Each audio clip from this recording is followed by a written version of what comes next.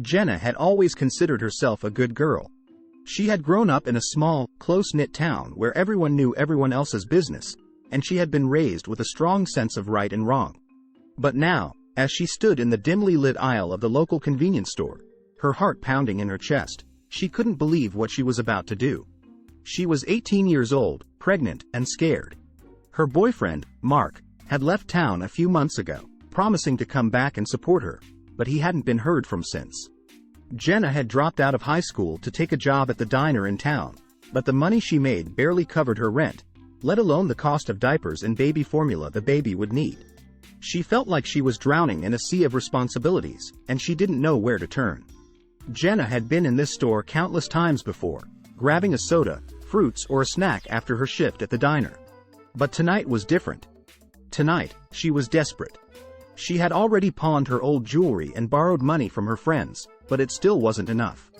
The baby was due in just a few weeks, and she had nothing prepared. No crib, no stroller, no baby clothes. Jenna felt the weight of the world on her shoulders, and she couldn't take it anymore.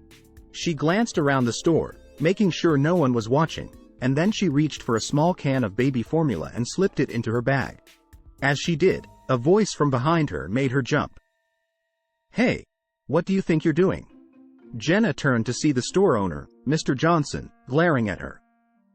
He was a stern man in his 50s, with a gruff demeanor and a reputation for being tough on shoplifters. Jenna's eyes filled with tears. She couldn't bring herself to say the words. She had always been honest, and the thought of admitting to stealing felt like a knife in her chest. "Look, I'm not going to call the police," Mr. Johnson said, his tone softening slightly. "But you're going to have to put that back and leave the store. And I don't want to catch you stealing again." Jenna nodded, her throat tight with shame.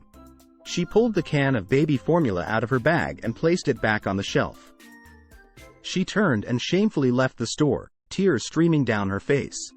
As Jenna got back to her tiny apartment, she couldn't stop the sobs that racked her body. She had hit rock bottom. She had never imagined herself in this situation, pregnant and alone, resorting to stealing just to survive. She felt like a failure as a mother before her baby was even born. She spent her nights tossing and turning, worrying about how she would provide for her baby. One afternoon, as Jenna was sitting on the couch, confused and sorrowful, her phone rang. It was her best friend. "Hey, Jenna, how are you holding up?" Sarah's voice was filled with concern. Jenna wiped away a tear and sniffled. "I don't know, Sarah. I feel like I'm falling apart." There was a pause on the other end of the line, and then Sarah said, "Jenna, have you considered talking to someone about all of this? Like a counselor or a social worker? They might be able to help you find resources and support." Jenna had never thought about seeking professional help. She had always been the type to keep her problems to herself, but she was beginning to realize that she couldn't do it alone anymore. Over the next few days, Jenna made some phone calls and was able to schedule an appointment with a social worker named Mrs. Davis. She was nervous as she walked into the small office, but Mrs. Davis put her at ease with her kind smile and gentle demeanor. As Jenna poured out her worries and fears, Mrs. Davis listened intently. She explained that there were programs and resources available to help young mothers like Jenna. There was a local pregnancy support center that provided free baby items, parenting classes, and even assistance with finding affordable housing. Jenna's eyes filled with tears of relief. For the first time in months, she felt a glimmer of hope.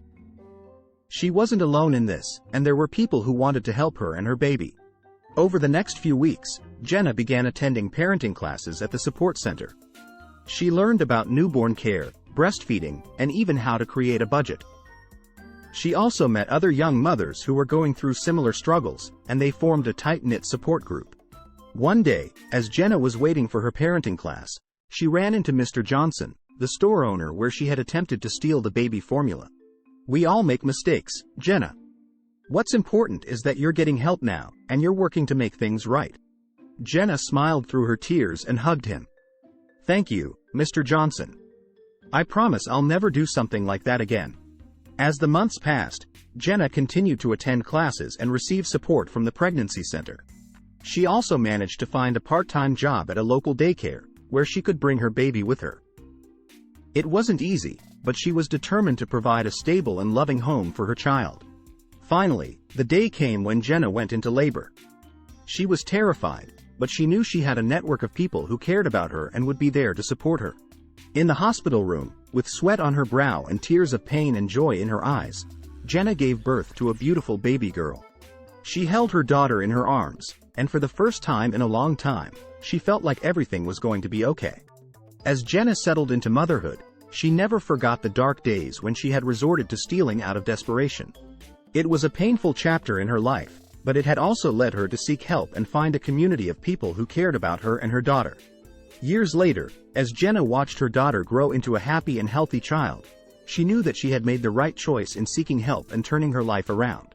She had learned that it was okay to ask for assistance when she needed it, and that there were people and resources available to support her through the toughest times.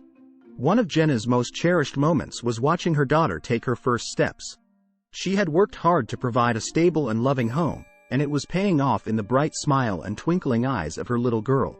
As her daughter grew, Jenna continued her education, determined to provide a better life for both of them. She earned her high school diploma through night classes and eventually enrolled in a community college, where she pursued a degree in early childhood education. The support network she had built during her darkest days remained a crucial part of her life. Sarah had become a second mother to Jenna's daughter, and Mr. Johnson had offered to be a reference for Jenna when she applied for a teaching assistant position at a local preschool. Life was still far from easy, but Jenna had learned to face challenges head-on. Jenna's story served as an inspiration to others in her community who were facing difficult circumstances. She became an advocate for young mothers, volunteering at the Pregnancy Support Center and sharing her own experiences to let others know that they were not alone. Despite all adversities, but through resilience, support, and determination, she had found her way to brighter days. Jenna's life had come full circle, from the depths of despair and desperation to a place of hope, love, and fulfillment.